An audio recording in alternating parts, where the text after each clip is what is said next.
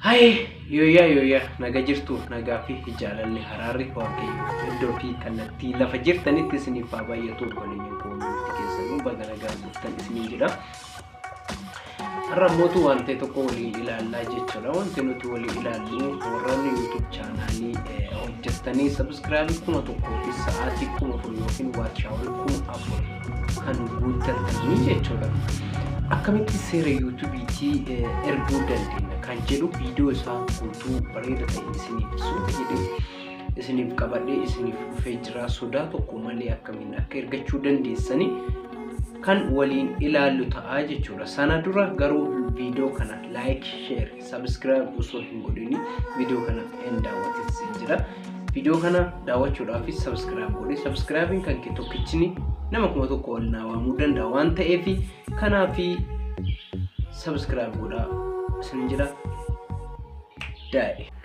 Jalqaba irratti akkuma YouTube keessan keessa seentanii jechuudha. Kuno hin seentu jechuudha. Erga seentaniitii taatilii fi akkasuma descriptionii wantoota garaagaraa check gootan jechuudha. Check gootanii ilaaltan jechuudha. Fakkeenyaaf amma viidiyoo gallakkistanii fi mata duree as barreessitanii fi asirrattis thumbnailiin isin barreessitanii wal fakkaachuu qaba jalqaba jechuudhaan.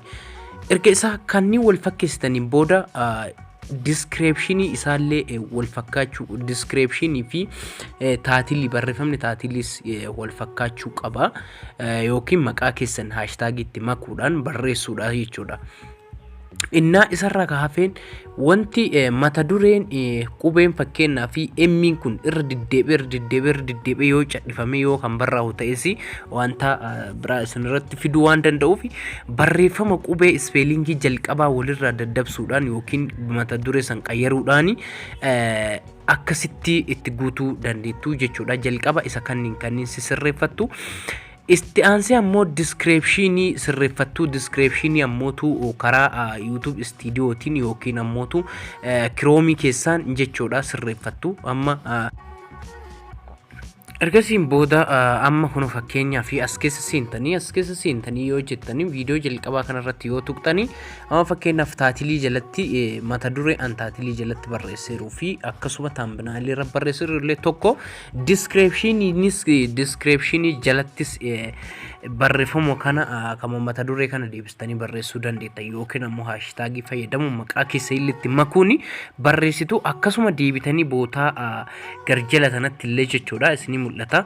Isanis yes it is made for kids kan jedhu osoo hin taane kan jalarratti no it is no made for kids kan jedhu kanarratti tuqxu isarra deeffattu jechuudha. Viidiyoo hundumaa akkasitti check gochuudhaan isarra deebistu yookaan ammootu yoo kanneen osoo hin laallatini osoo hin laalin osoo kanneen hin sisirreessin yoo itti ergitanii minaalbaata deebee isin adabuu danda'a jechuudha. Reused contactiin isin tuqaa yookiin isin adaba jechuudha. Mikinaatii kanaaf osoo monetization taatanii in argini jechuudha.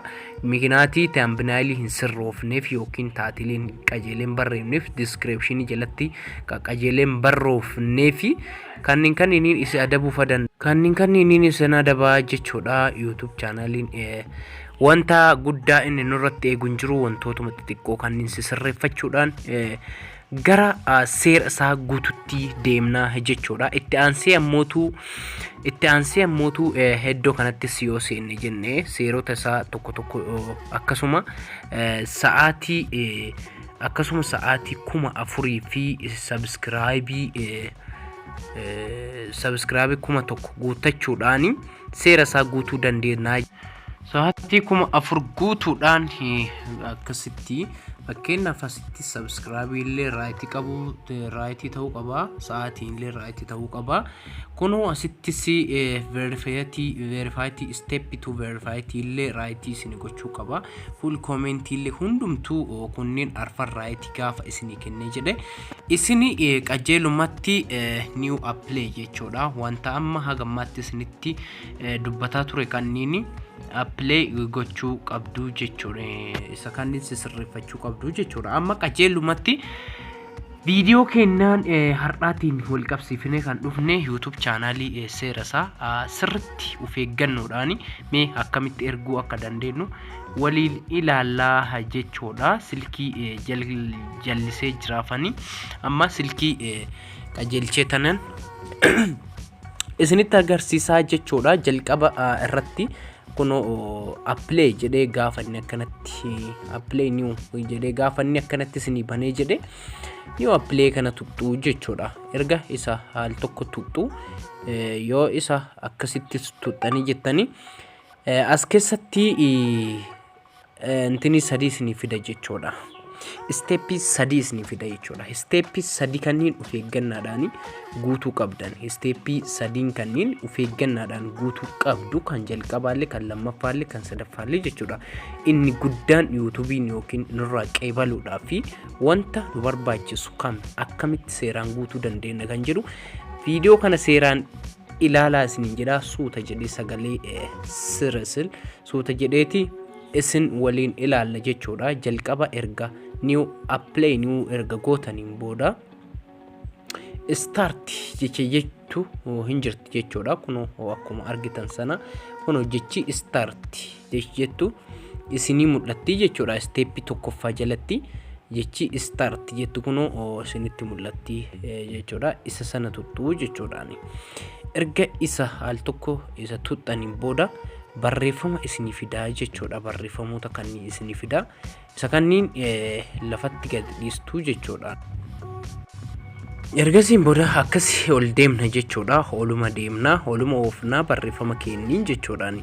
Ol oofnaa hin deemna jechuudha. Barreeffamna kenna ol xarnaa deemna jalarratti gabatee lama nuuf kennaa jechuudhaani. Gabatee lamaan nu kennutu jira. Gabatee lamaan sanii irratti wanta hojjetamu sanduuqa lamaan kanneenitti raayit gootu jechuudha. Raayit gootu lachittu tokko yoo isinii dhufe darbee sanduuqni tokko isinii dhufuu danda'a. Yoo tokko isinii dhufe tokkichuma irratti raayit gootu, lama yoo isinii lachuu irrattuu raayit gootu jechuudha. Erga lachuu irrattuu raayit gootanii kaataniiti kunoo gara jala dhuma jechuudha. Dhuma isaa kana jala irratti erga isaan lachuu irrattuu raayit gootanii kaataniiti maal jettanii accept term kan jedhu as jira jechuudha. Kunoo accept term kan jedhu sana al tokkoo fi tuqxuu jechuudha. Ergasiin booda ni eegduu jechuudha. Maaliif eegnaa? Haga lakkoofsi tokko dan jedheeti startiin lakkoofsa lammaffaan hubanamuuf jechuudha. Kunoo jala kanatti startiin lammaffaan haga hubanamuuf neenna tokkoffaa yoo dan nuun jedhee jire lammaffaa startiin lammaffaa eegganna jechuudha. Isa eegna inni nu baneetiin booda maal goona start jenna jechuudha. Erga tokkoffaa steepin tokkoffaan dan yoo nuun jedhe jechuudha. Sanduuqni lammaffaan ammoo AdSenseedha jechuudha. AdSense isa qarshiin keessan keessatti saantimiin keessan keessatti galuu jechuudha. Gara baankiitti baafachuuf keessatti galuudha waan ta'eef wanti takkatti nu sodaachisu yookaan nu sodaachisu hin jiru waan ta'eef lammaffaa irratti start gootu jechuudha. Erga isa start gootaniin booda maal gootanii gabatee kana keessatti sadii isiniif fida jechuudha. Sadii kana keessaa tokko filattuu jechuudha. Achiin booda gabatee kana keessaa al tokkoof tuqxuu jechuudha. Al tokkoof hin tuqxuu. Yes I have no existing account jedha. Tokkoffaan ammootu hin qabaadha. Lammaffaan hin qabuudha. Sadaffaan ammoo hin beekuudha jechuudha. Isa kanneen dhiiftanii isin kan jigduu kana filattuu jechuudha.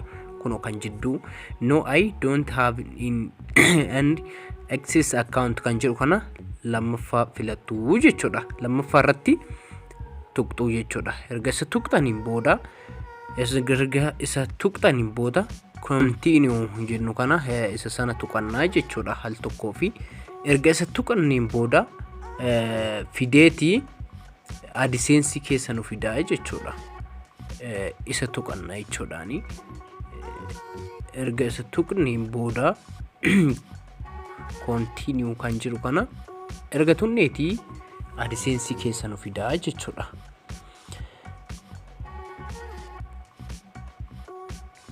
asitti iimeelii isin filachiisaa jechuudha. Iimeelii feekii akkasuma iimeeliyoota ati keessaa qabdu si filachiisa waan ta'eef asitti of eeggannoodhaan itti galchuu qabdaa jechuudhaan.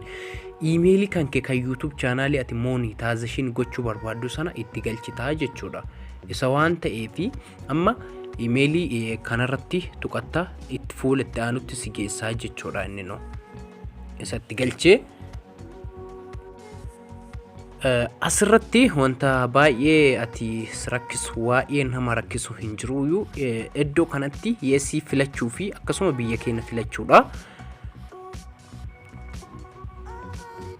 Akkasuma yes jecha jedhu kana irratti raayitii godhattu.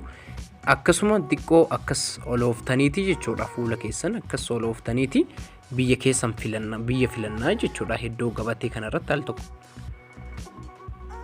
biyya monetization itti guutaa jirru filannaa jechuudha. Gabatee kana keessa sunna inna akkas suuta jennee oloofna suutuma jennee oloofneeti Itoophiyaa jechuudha. Itoophiyaa filanna jechuudha. Itoophiyaa jecha jedhu kun naa ba'ee Itoophiyaa filadhe ergasiin booda hammasii deemuudhaan gadi deemuudhaan jechuudha. Gadi deemuudhaan sanduuqa raayitiitti godhatantu jira waan ta'eef olooftuu barreeffama jechuudha. Barreeffama ooftuu kunoo takkanatti isinii dhufaa jechuudha. Barreeffamichi sanduuqatti kunoo isinitti mul'ifamtu yoo tanarratti raayitii gootu raayitii kennituuf jechuudha. Isa raayitii kennitu. Yes, gona yes I have rigged I account the agreement kan jedhu kanarratti raayitii godhanna jechuudha. Hal tokkoof isa erga raayitii isa godhanniin booda create account jecha jedhu tokko isa gara jalaa jiru kanarratti tuqxuu jechuudhaan kunoo isa kanarratti tuqattu. Create account erga tuqneetiin booda formii AdSense guunnaa jechuudha. Formii AdSense guunnaa jechuudha. Formii AdSense guunna jechuudha. Ergasii nu baasa. Erga nu baase formii AdSense guunnaa jechuudha. Amma of eeggannoon nuti gochuu qabnu guddaani iddoo kana jechuudha. Iddoo kana waan ta'eef dogoggorri guddaan yeroo baay'ee hin uumna. Error jedhee nurratti deebisuu danda'a. Dogongorree nurra wanna jechuu danda'u of eeggannoon nuti guutuu qabnu wanti nuti of eeggannoodhaan guutuu qabnu guddaani asii jechuudha. Kan itti fidhusi asii kana waan ta'eef of eeggannaadhaan iddoo kanatti guutuun barbaachisaadha. Iddoo kana sirriitti xiinxallaadhaan xiinxallii sirriitti ilaali.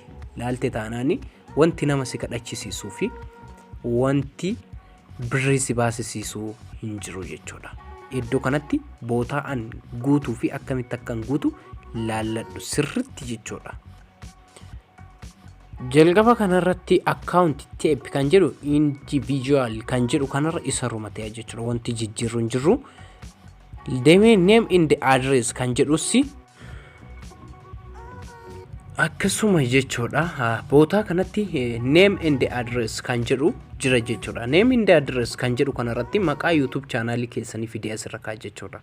Maqaa YouTube chaanaalii keessanii osoo hin taane maqaa poostaa kan isinii bahe sana itti guutuu jechuudha. Maqaa poostaa isinii bahe sana guutuu asirratti guutuu jechuudha. Kan maqaa YouTube balleessanii maqaa poostaa asirratti guutuu jechuudha.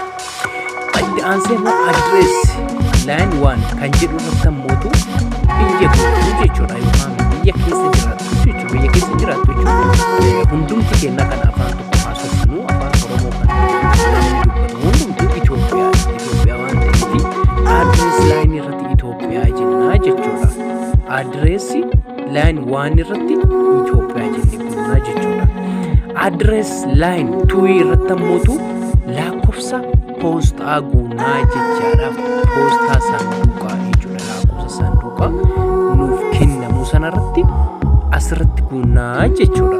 Mee amma kanneen waliin guullee haa ilaallu. Mee maqaa maqaa abbaa YouTube chaanalii maqaa poostaalii baafamee dhaabuutii booda kanarratti jechuudha. Kuno seefite jechuudha.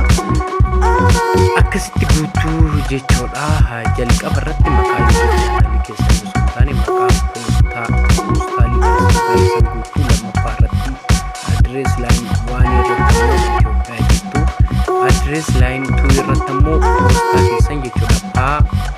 Paa guddaa oo guddaa tuqaa paa guddaa oo guddaa xaa guddaa jechuudha. Gootanii achiin booda lakkoofsa poostaa sanatti guutuu jechuudha. Lakkoofsa poostaalii isinii kennamu sana itti guutuu jechuudha. Akkasi guutuu jechuudha. Poostal kood jechuun poostal koodii magaalaa saniiti jechuudha. Magaalaan sun poostal koodii qaba yoo qabaate itti guutuu yoo hin qabaanne ammoo 00 se'amuu fayyadamtu jechuudha. Gisee afurii fayyadamtu jechuudha. Siitii jechuun magaalattii keessaa poostaan bahisanidha. Siitiin magaalattii keessaa poostaan bahe waan ta'eef amma fakkeenyaaf Addis Ababaadhaan kan bahe waan ta'eef Addis Ababaa jedhee jira. Homaa wanti rakkina fiduun jiru akkasuma paawun nambar kan jedhu kanarratti ammoo lakkoofsa bilbilaa Itoophiyaa jechuudha. Erga isa guuttanii kaataniin booda isa kanneen akkanatti cheeki gootan taanaaniin eeggachuudha seettanii jechuudha. Bakka dhumatee amma fakkeenyaaf kan Addis Ababaa yookiin Finfinnee jechuudha. Poostal koodiin 1000 akkasitti kanneen guuttanii erga kaataniitiin booda maqaa paawun nambar bootaa jiru kanattis maqaa lakkoofsa bilbila biyya alaa guutuun qabdan dogongora gootanii jechuudha. Guutamuu hin qabu. Kama Itoophiyaa ta'a abbaa barbaadellee haa ta'uti. Isa guutuu jechuudha. Akkasitti gaafa guuttanii kaatanii jettanii bootanii saabimiitii gootuu sanaan booda saabimiitii gootuu saabimiitii gootanii kaatan taanaan